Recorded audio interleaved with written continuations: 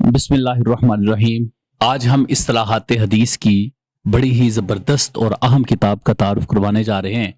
और ये किताब एक अजीम इमाम इमाम नववी रहमहुल्लाह ने लिखी है। इस किताब का नाम है अत-तक़रीब व तयसीर लिमारिफाती सुननिल बशीर नज़ीर। ये किताब बहुत ही अहम और ज़बरदस्त किताब है और ये ऐसी किताब है कि जिसकी इमाम जलालुद्दीन सयूती रहमहुल्लाह ने बिलखसूस शरह लिखी तदरीबुर रावी के नाम से। उलमाए ज़ी इह्तिशाम के यहाँ मारूफ है, कई मदारस में भी पढ़ाई जाती है और उलमाए किराम के मुताला में भी रहती है तदरीबुर रावी। वो तदरीबुर रावी बुनियादी तौर पर शरह है अत-तक़रीब व तयसीर इमाम नववी रहमहुल्लाह की किताब की। अब ये किताब की अपनी हिस्ट्री क्या है, इसको हम समझते हैं। सबसे पहली बात यह है कि जो इमाम इब्ने सलाह रहमहुल्लाह की किताब है मुक़द्दिमा इब्ने सलाह या मारिफतु अनवाइ उलूमिल हदीस, जो इमाम इब्ने सलाह की किताब है उसका इन्होंने इख्तिसार किया है। और उसका उसलूब कुछ इस तरह है कि आपने पहले मुक़द्दिमा इब्ने सलाह का इख्तिसार किया था अल इरशाद के नाम से, फिर अल इरशाद को भी आसान करने के लिए आपने उसको भी मुख्तसर लिखा। अल इरशाद पर हमारा बयान मौजूद है, तो अल इरशाद को भी मुख्तसर किया और फिर अत-तक़रीब व तयसीर के नाम से किताब लिखी। आपने इस किताब के हवाले से खुद भी बयान किया है कि मैंने ये किस तरीके से लिखी है। इससे पहले आप ये समझिए कि ये लजनतुल इल्मिया की ने इस पर तहकीक की है इस किताब के ऊपर, और दारुस्समान तुर्किया इस्तांबुल ने इसको शाया किया है। 232 सफ़ात पर मुश्तमिल ये किताब है जो इस इशात के साथ मौजूद है। इमाम नववी रहमहुल्लाह इस किताब का जब आगाज करते हैं तो बड़े ही खूबसूरत अल्फाज के साथ आप आगाज फरमाते हैं। पहले तो खुतबा पढ़ते हैं अल्हम्दुलिल्लाह के साथ, फिर उसके बाद अम्मा बाद से स्टार्ट करते हैं। तो बड़ा ही खूबसूरत किस्म का जुमला आपने इरशाद फरमाया। आपने जब इस किताब का अम्मा बाद के साथ आगाज किया तो आपने ये लिखा फ़इन्ना इल्मल हदीसी मिन अफ़ज़लिल क़ुरबी इला रब्बिल आलमीन व कैफ़ ला यकूनु व हुवा बयानु तरीक़ि खैरिल ख़ल्क़ि व अकरमिल अव्वलीन वल आखिरीन। फरमाते हैं कि जो इल्म हदीस है वो अल्लाह रब्बुल इज़्ज़त का कुर्ब हासिल करने के जो ज़राए हैं उनमें से अफजल तरीन ज़रिया है। और कैसे ना हो कि ये तो रसूलुल्लाह सल्लल्लाहु अलैहि वसल्लम का जो बयान है उस हवाले से है, आपकी हदीस के हवाले से है, आपके अफ़ाल के हवाले से ये इल्म है, और फिर ये पहलू और पिछलू में से ज़्यादा मुअज़्ज़ज़ इल्म है। तो आपने इल्म हदीस की अजमत को पहले बयान किया और बताया कि अगर कोई अल्लाह रब्बुल इज़्ज़त का कुर्ब पाना चाहे तो वो इल्म हदीस के साथ वाबस्ता हो जाए, उसको जल्द अज जल्द अल्लाह रब्बुल इज़्ज़त का कुर्ब हासिल हो जाएगा। ये बात लिखने के बाद फिर आपने किताब के लिखने की वजह लिखी और फरमाते हैं वहाज़ा किताबुन इख्तसरतुहु, ये किताब है जिसको मैंने मुख्तसर किया मिन किताबिल इरशाद, किताबुल इरशाद से, यानी जो इमाम नववी रहमहुल्लाह की अपनी किताब है अल इरशाद।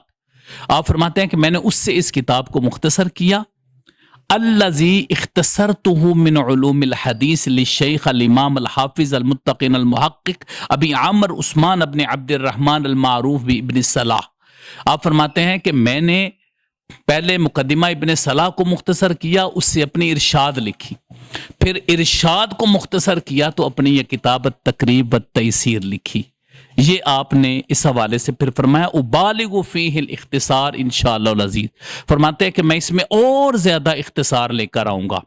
तो इमाम नववी रहमहुल्लाह की ये बड़ी ही अच्छी काविश और तालिब इल्म को समझाने के लिए बड़ी अहम काविश है। आपने ये जो किताब लिखी है, इस किताब में जो आपने उसलूब अपनाया है वो ये है कि चूंकि आपने इसको मुख्तसर लिखा है तो ये एक आपका उसलूब है। इस हवाले से मैं अर्ज करता चलूं कि इन्होंने आखिर कितना किताब को मुख्तसर कर दिया होगा, तो आप सुनिए, आपको पता चल जाएगा। मुत्तसिल की तारीफ करते हैं ये मौसूल की, तो उसके लिए सिर्फ एक सतर में वाजे कर देते हैं। फरमाते हैं वयुसम्मल मौसूला वहुवा मत्तसला इस्नादुहु मरफूअन काना औ मौकूफन अला मन काना। اتنی ہی صرف وضاحت کرتے ہیں کہ جس کی سند متصل ہو، چاہے مرفوع ہو یا موقوف ہو، تو وہ حدیث متصل ہوگی، وہ موصول ہوگی۔ ایک لائن کے اندر اس کی وضاحت کر دی۔ آگے جب مرفوع کی بات آئی تو تقریباً 1.5 سطر میں اس کی وضاحت کر دی۔ فرماتے ہیں ہوا ما اضیف الی النبی صلی اللہ علیہ وسلم خاصتا لا یقع مطلق ولا غیرہ متصلا کان او منقطعا وکیلا ہوا ما اخبر به الصحابی عن فعل النبی او قولہ۔ صرف اتنے کے ساتھ ہی اس کی وضاحت کر دی کہ المرفوع کس کو کہتے ہیں، اور حدیث ضعیف کی بھی صرف 1.5 سطر میں وضاحت کر دی۔ ہوا ما لم یجمع صفت الصحیح او الحسن ويتفاوت ضعفه كصحة الصحیح ومنه ما له لقب خاص كالموضوع والشاذ وغیرہما۔ صرف اتنے الفاظ کے ساتھ حدیث ضعیف کی وضاحت کر دی، لیکن بڑے ہی آسان لفظوں میں لے کر آئے۔ جب انہوں نے خلاصہ لکھا تھا الارشاد کا تو اس میں بھی کئی الفاظ مشکل تھے، لیکن جیسے ہی انہوں نے اس کو لکھا تو بالکل اپنے الفاظ کو اور زیادہ چینج کر دیا۔ یہ اختصار مقدمہ ابن صلاح کے بالکل وہی الفاظ نہیں ہیں، اور نہ ہی ان کی کتاب الارشاد کے بالکل وہی الفاظ ہے، بلکہ جیسے جیسے انہوں نے سمجھا کہ اس کو مزید آسان بنایا جائے تو اس طریقے سے آسان بنا کے انہوں نے اصطلاحات حدیث کو بیان کیا ہے۔ اس کتاب کے اندر انہوں نے اسلوب وہی رکھا ہے، یعنی مقدمہ ابن صلاح کے اندر 65 انواع ہیں، تو الارشاد کے اندر بھی 65 انواع میں اصطلاحات حدیث کو تقسیم کیا ہے، تو انہوں نے اس مختصر کتاب میں بھی 65 انواع ہی ذکر کی ہیں جو مقدمہ ابن صلاح کی، جس سے معلوم ہوتا ہے کہ انہوں نے اسلوب امام ابن صلاح کا باقی رکھا ہے، تو 65 انواع کو انہوں نے اس کے اندر ذکر کر دیا ہے۔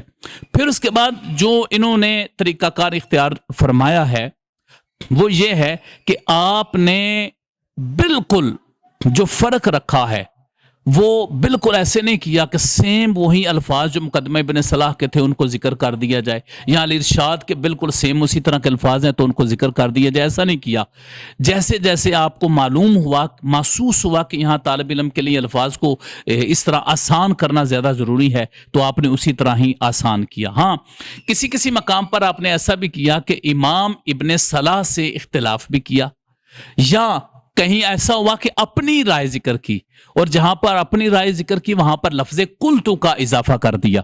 اس کی ایک مثال بھی میں آپ کے سامنے رکھتا ہوں کہ جس طرح انہوں نے ذکر کرتے ہوئے کیا فرمایا، قال الشیخ ولم نسمع عن احد یقتدی بہ الروایہ بہذہ، اس کے ساتھ اس روایت کی اقتدا کی جائے یہ ہم نے کسی سے نہیں سنا۔ یہ امام ابن صلاح کی اتنی بات ذکر کر کے فرماتے ہیں قلت الظاہر من کلام مصحح جواز الروایہ بہ، تو آپ یہ فرماتے ہیں کہ میں یہ کہتا ہوں کہ کلام میں سے جو ظاہر ہو رہا ہے وہ یہی ہے کہ ایسی روایت جائز ہے، یعنی ایسا ہم کر سکتے ہیں۔ تو اس کا مطلب ہے کہ امام نووی رحمہ اللہ نے کسی مقام پر اپنے موقف کو بھی ذکر کیا اور کہیں پر امام ابن صلاح کے ساتھ اختلاف بھی کر دیا، یا ان کی رائے قائم کیا اور جو بہتر قول لگا ہے اس کو بھی ذکر کر دیا ہے۔ اور دوسرے نمبر پر یہ ہے کہ جب بھی امام ابن صلاح کا ذکر کرتے ہیں تو لفظ شیخ کے ساتھ کرتے ہیں، جس طرح الارشاد میں فرماتے ہیں قال الشیخ، تو تقریب میں فرماتے ہیں قال الشیخ، اور جہاں پر بھی لفظ شیخ فرمائیں گے تو وہاں پر ان کی مراد امام ابن صلاح ہوں گی۔ تو اس طریقے سے انہوں نے بڑے ہی احسن انداز میں آسان کر کے یہ کتاب التقریب والتیسیر جمع کی اور اس کا بالکل خلاصہ لکھا الارشاد کا، تو لوگوں کے سامنے اور طلباء کے سامنے رکھ دی کہ یہ میری ایک کاوش ہے۔ پھر آگے اس پر کام ہوا تو امام جلال الدین سیوطی رحمہ اللہ نے تدریب لکھی، دیگر ائمہ کرام نے اس کی شروحات لکھی تاکہ اور طالب علم کے لیے آسان ہو جائے اور آسان الفاظ میں اس کو بیان کر دیا گیا۔